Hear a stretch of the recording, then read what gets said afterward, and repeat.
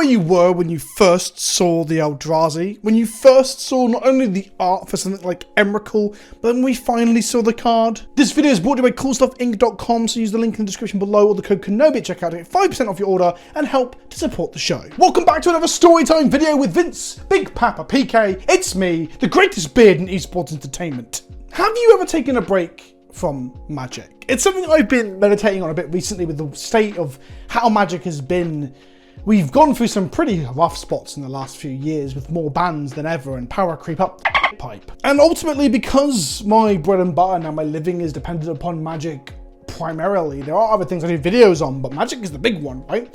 Taking breaks isn't really an option for me. I've peeled back a bit. I haven't been playing much Modern Legacy lately. I'm waiting to go back and feel like I can fall in love again at some point. But it made me reflect on times in the past where I had taken breaks from Magic. Usually they were quite short. Magic has kind of been a constant in my life. I didn't play much through secondary school. I only played a little bit with people who lived on my street with our cards unsleeved on concrete. And then I played a bit in college, got back into it quite a bit with kitchen and table Magic, started sleeving at that point and going to events like Eventide drafts were my first events. And then I went to university. I finally went and did what made my mother proud. Not really, she didn't give a shit. She didn't even show up to my graduation. But I went to university, at which point I was with my now wife and we were partying quite a bit. And I was drinking and I had a part-time job and I had no help from my parents. Basically, I was funding myself through with a student loan plus my part-time job. In short, I didn't have a whole lot of money and I was spending it on boozing, primarily. And I enjoyed my time at university. I enjoyed getting really fucking drunk and partying. But the point is, I played video games a little bit. I collected comics at one point, which was a massive money sink. I don't know why I did that. Well, I do. I enjoyed it at the time, but I look back on it because it was dumb. But I didn't have the money for Magic, so I kind of just stopped playing Magic for about 1.5 to 2 years. Oh, a 2-year break from a game like Magic? What was I thinking? So the last set that I drafted or played sealed for was World Wake. I actually opened a Jace the Mind Sculptor during World Wake. I sold it to someone locally for 35 English pounds and then it just rocketed. I think in standard it got up to like 120 and I regretted it. How the mighty have fallen though if you look at the price tag now. I guess with Magic and non-reserve list stuff, you've really got to sell it in a certain window. I always tell the anecdote that I regretted selling that Jace the Mind Sculptor, but ultimately, how much is Jace now? 40 bucks, sure. So he's basically just where he was before, right? Like it's selling it for 35 English pounds. It felt bad when he was at his peak in standard. I guess that's the point. I should have sold him later on in standard, not immediately when I opened him thinking he'd go down. I guess I had no idea what I was doing. But anyway, I stopped playing after World Wake up until after New Phyrexia had launched. So Rise of the Eldrazi happened, then we had the entire block of Scars of Mirrodin, and then I came back in. That's what happened. So I had to jump back in, go to pre-releases and start trying to play some standard. For those of you who don't know, there were references to the Eldrazi prior to them arriving. They arrived in Rise of the Eldrazi, hence the name. But Nature's Claim in Zendikar, in World Wake, sorry, had Eldrazi in the flavor text, and Eldrazi Monument was literally a card referencing Eldrazi. And then it gave creatures you control +1/+1 have flying and indestructible to emulate some of the Eldrazi, well, to emulate Emrakul, right? At the beginning of the upkeep, sacrifice a creature. If you can't, sacrifice Eldrazi Monument. But that was kind of a reference to demons almost. There is a thread somewhere on the source or an old forum that I used to frequent that I found a snippet from and I saved it on my old computer. And it's people discussing what they think the Eldrazi were. People were thinking it was an artifact type. Some people did think it'd be a creature type. Some people thought it would just be a reference to an old, long dead race that wouldn't necessarily have come back. Just sort of like a precursor race. There's all these different things that people were thinking the Eldrazi might be. And then the ominous hedrons opened during Rise of the Eldrazi, but I wasn't there to see it. I was off getting fucking drunk at my student union and reading DC comic books and playing video games. I just completely and utterly ignored it. So time moves on, a year, maybe 2. I can't remember exactly how long it was, but it's after New Phyrexia that I got back in. I can't remember the core set afterwards or the set after New Phyrexia. But anyway, I buy 2 booster packs on a holiday to the Isle of Wight with my wife, my now wife, not wife at the time. And I bought these packs and I opened a foil Phyrexian Obliterator and a Phyrexian Metamorph. I sold the Obliterator on eBay for £50, if I remember correctly. Banging, absolutely banging pack that was.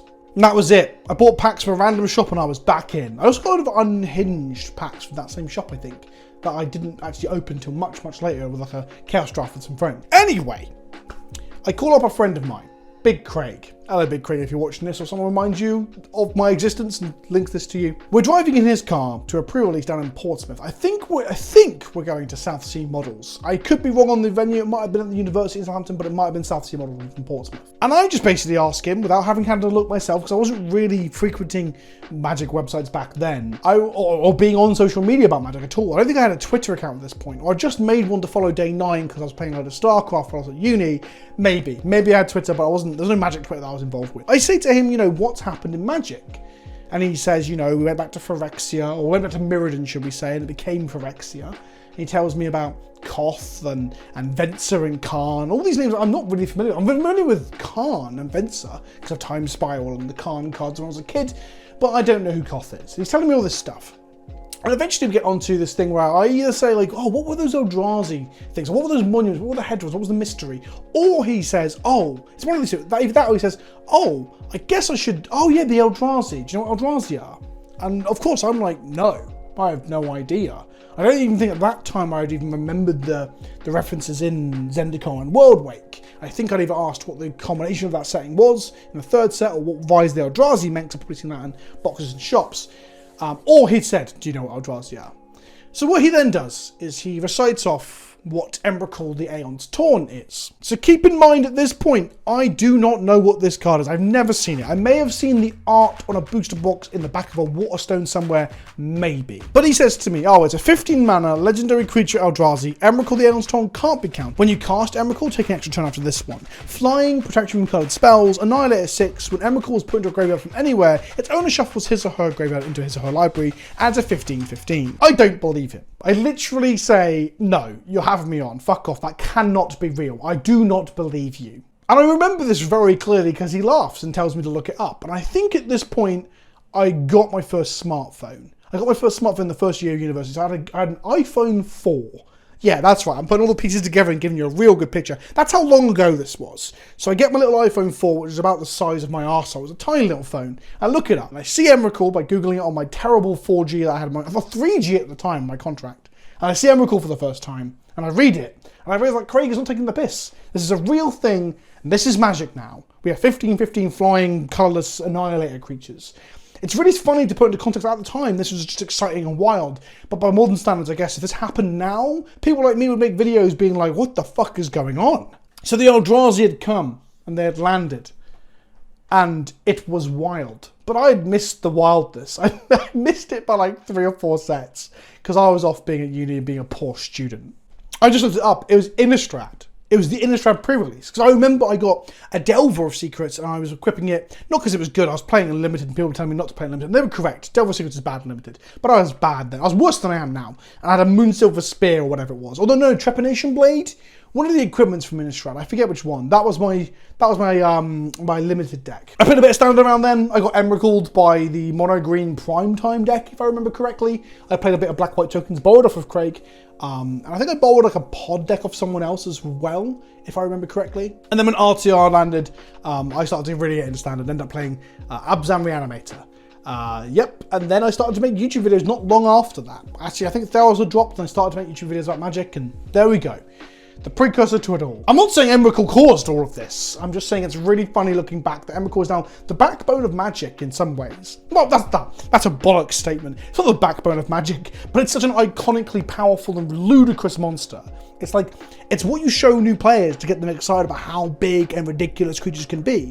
And I love that it exists. I love Emrakul as that almost touchstone for us all to like go, wow, yeah.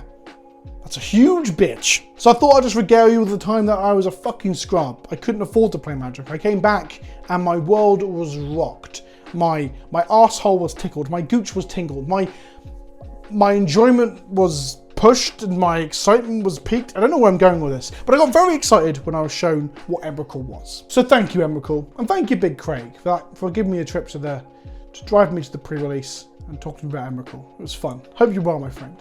So where were you when you first saw Emrakul? Let me know in the comment section below. Also, if you've ever taken a break and come back, What did you come back to? Did you come back to Eldrazi being everywhere? Did you come back to something power crept or a down creep? What did you come back to? I've been Vince, thank you for watching. If you want to support me, you should probably check out my Patreon. There'll be a link in the description below. Free altar sleeve every month that looks like this. It's a wonderful, good old time. Access to a Discord server, events, and I hang out on there and shit. Come support me. Give me your fucking money. Thanks for watching, and I'll see you all soon. Ta-ta for now.